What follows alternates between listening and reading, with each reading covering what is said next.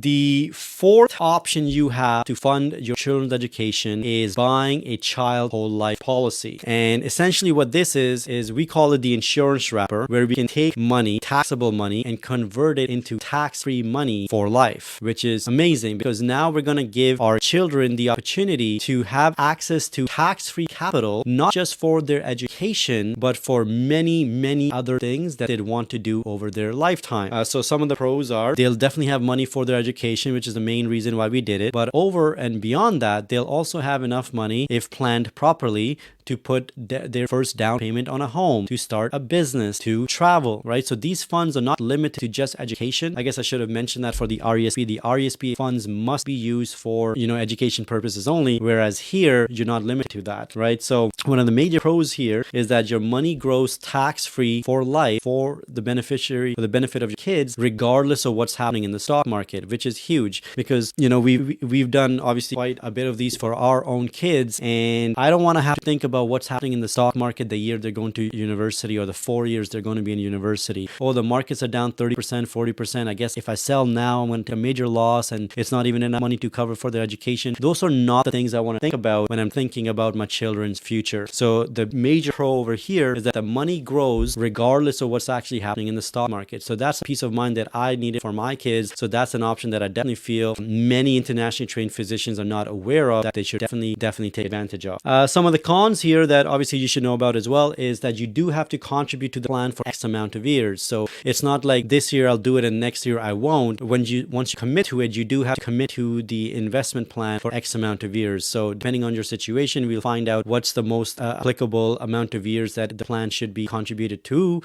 make sure that money will be there for their education and so on and so forth. So, that is one of the things, a con that we obviously do have to think about. You must contribute on an annual basis. The second con is that you do have to pay for this personally as well, right? So just like the other option that I mentioned earlier, in terms of you have to take the money out of the medical professional corporation, pay to yourself personally, and then invest in something like this. That is obviously a con. We do have to run a cost analysis to make sure that that strategy or this option does make sense. And if it does, then obviously we go forth with it. If it doesn't, then obviously we have to figure out something else. The final benefit, or I guess something to think about for this strategy, is that this is really starting to build out your family's generational wealth, right? And the reason for that is because this is, like I mentioned, it's not just enough money for your kids' lifetime, like, pay for their schooling, pay for their first down payment on a home, or buying a business, or traveling, for traveling the world, if they want that experience, so on and so forth. It's not just about that, but because this option is based on insurance itself, there is an eventual benefit that also gets paid out. And in most cases, ends up happening is, depending on how much money they've used over their lifetime,